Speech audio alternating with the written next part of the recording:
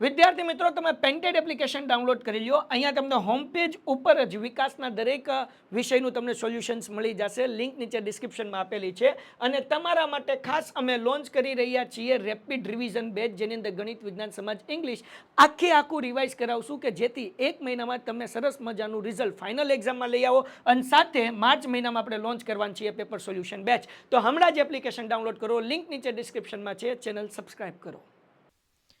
નમસ્કાર વિદ્યાર્થી મિત્રો, આજના વિડીયોમાં આપણે જોશું વાર્ષિક પરીક્ષા 2026 વિકાસ અસાઇનમેન્ટ ધોરણ 9 વિજ્ઞાન વિભાગ ડી પ્રકરણ 5. પહેલો સવાલ, કોષના જીવંત, લવચીક અને પસંદગીમાન પટલનું સ્થાન અને કાર્ય જણાવો. તેનો જવાબ છે કોષરસ પટલ. તેનું સ્થાન તે કોષનું સૌથી બહારનું આવરણ છે. તેને કાર્યો તે કોષમાં દ્રવ્યોની અવરજવરનું નિયમન કરે છે અને કોષને યાંત્રિક આધાર આપે છે. બીજો સવાલ, અંતઃકોષરસ ઝાડના સ્થાન, રચના, પ્રકાર અને કાર્યોની સમજૂતી આપો.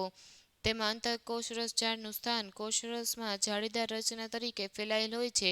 રચના તે નલિકાઓ અને કોથળીની બનેલી હોય છે. પ્રકાર, ખરબચડી અંતઃકોષરસ ઝાડ સપાટી પર રિબોસોમ્સ હોય છે. લીસી કોષરસ ઝાડ સપાટી પર રિબોસોમ્સ હોતા નથી. તેના કાર્યો પ્રોટીન અને લિપિડનું સંશ્લેષણ અને કોષરસના વિવિધ ભાગો વચ્ચે દ્રવ્યનું વહન કરે છે. ત્રીજું, કેમિલો ગોલ્ગી નામના વૈજ્ઞાનિકે શોધેલ અંગિકાઓ જણાવી સમજાવો.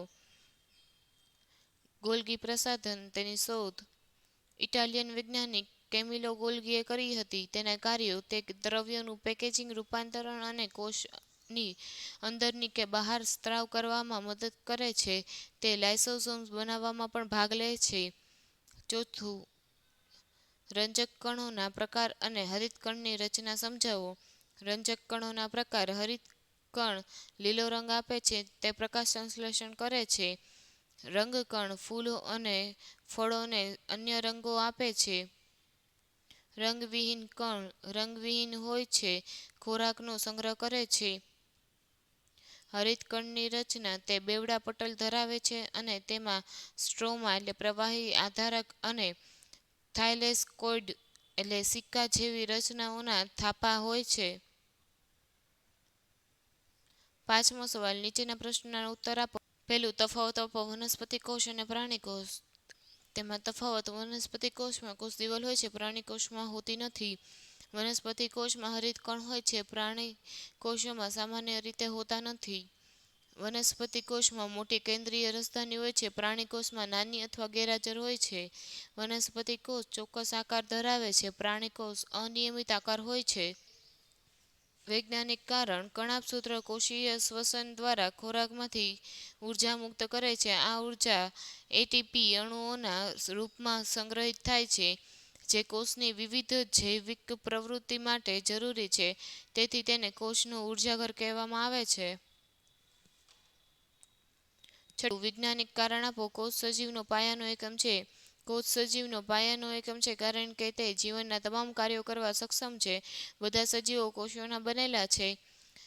કોષ એ સજીવનો સૌથી નાનો, રચનાત્મક અને ક્રિયાત્મક એકમ છે. કોષમાં જીવન ટકાવી રાખવા માટે જરૂરી તમામ જૈવિક પ્રક્રિયાઓ થાય છે. એક કોષી સજીવમાં એક જ કોષ સ્વતંત્ર અસ્તિત્વ ધરાવી શકે છે અને જીવનના તમામ કાર્યો કરે છે. બહુકોષી સજીવોમાં કોષ વિશિષ્ટ કાર્યો કરવા માટે ગોઠવાયેલા હોય છે, પરંતુ દરેક કોષ મૂળભૂત જીવન પ્રક્રિયાઓ જાળવી રાખે છે. તફાવત આપો. આદિકોષ, કેન્દ્રી કોષ અને સુકેન્દ્રી કોષ. તેમાં આદિકોષ, કેન્દ્રી કોષ અને સુકેન્દ્રી કોષ વચ્ચેનો મુખ્ય તફાવત નીચે મુજબ છે. તેમાં કોષ કેન્દ્ર, આદિકોષ કેન્દ્રી કોષમાં સુવ્યવસ્થિત કોષ કેન્દ્ર હોતું નથી. જનીન દ્રવ્ય એટલે ડીએનએ કોષરસમાં મુક્ત રીતે વિખરાયેલું હોય છે, જેને ન્યુક્લિયોઇડ કહે છે. સુકોષ કેન્દ્રી કોષમાં સુવ્યવસ્થિત કોષ કેન્દ્ર હોય છે, જે કોષ કેન્દ્ર પટલ વડે ઘેરાયેલું હોય છે. બીજું, કોષીય અંગિકાઓ. આદિકોષ કેન્દ્રી કોષ પટલમાં પટલ આવરિત અંગિકાઓ, અંતઃકોષરસ ઝાડ, ગોલ્ગી ઉપકરણ, લાઇસોસોમ ગેરહાજર હોય છે. સુકોષ કેન્દ્રી કોષમાં તમામ પટલ આવરિત અંગિકાઓ હાજર હોય છે. તેનું કદ આદિકોષ કેન્દ્રિત કોષ સામાન્ય રીતે નાના હોય છે, જ્યારે સુકોષ કેન્દ્રિત કોષો સામાન્ય રીતે મોટા હોય છે.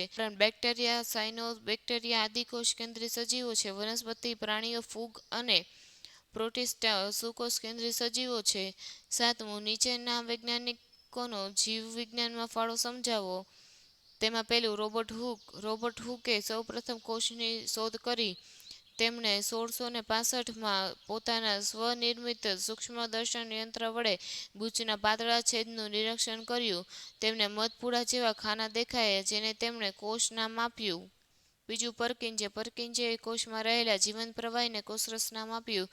તેમણે કોષની અંદરના જીવનદ્રવ્ય માટે પ્રોટોપ્લાઝમ શબ્દનો ઉપયોગ કર્યો. ત્રીજું વિર્સોએ કોષ વિભાજન વિશે મહત્વનો સિદ્ધાંત આપ્યો. તેમણે જણાવ્યું કે બધા કોષો પૂર્વ અસ્તિત્વ ધરાવતા કોષમાંથી જ ઉત્પન્ન થાય છે. તેમણે કોષવાદને વિસ્તૃત કર્યો. ચોથું રોબર્ટ બ્રાઉને કોષ કેન્દ્રની શોધ કરી. તેમણે 1831માં ઓર્કિડના મૂળના કોષમાં કોષ કેન્દ્રની હાજરી દર્શાવેલ આકૃતિમાં એ ઓળખી તેના બંધારણમાં આવેલા પદાર્થનું નામ જણાવો. કોષરસ દિવાલ. તે મુખ્યત્વે સેલ્યુલોઝ નામના પદાર્થની બનેલી હોય છે. બીજું, આકૃતિ બીમાં ભાગ ઓળખી તેના પ્રશ્નોના ઉત્તર આપો. બી ભાગ એ રસધાની છે. તેમાં કદ અને રોકાતા વિસ્તારની માહિતી આપો. તેનો જવાબ છે મોટું કદ અને કોષનો 50થી 90% વિસ્તાર. વનસ્પતિ કોષમાં રસધાનીનું કદ ખૂબ મોટું હોય છે અને તે કોષનો 50થી 90% જેટલો વિસ્તાર રોકે છે. બીજું, તેમાં કયા દ્રવ્યોનો સંગ્રહ થાય છે? તેમાં પાણી, એમિનો એસિડ, શર્કરા, પ્રોટીન અને અન્ય નકામા પદાર્થો. તેમાં કોષરસ હોય છે, જેમાં પાણી, એમિનો એસિડ, શર્કરા, વિવિધ પ્રોટીન અને ચયાપચયની ક્રિયા દ્વારા ઉત્પન્ન થતા કેટલાક નકામા પદાર્થોનો સંગ્રહ થાય છે. 9. નીચે આપેલ ફકરાની ખાલી જગ્યા યોગ્ય શબ્દ વડે પૂરો. તેમાં પ્રત્યેક કોષ કેટલા વિશિષ્ટ ઘટક ધરાવે છે, જેને કોષીય અંગિકાઓ કહે છે? કોષના પસંદગીમાન પટલ વડે પાણીના અણુઓની અવરજવર આશ્રિત કહે છે.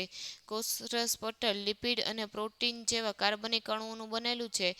દ્વિસ્તરીય આવરણ કોષ કેન્દ્ર પટલ વડે ઘેરાયેલા કોષ કેન્દ્રમાં આવેલા રંગસૂત્રો ડીએનએ અને પ્રોટોનના બનેલા છે, જે માત્ર કોષ વિભાજન દરમિયાન દંડાણુ આકારમાં જોઈ શકાય છે. ડીએનએના કાર્યકારી ટુકડાને જનીન કહે છે.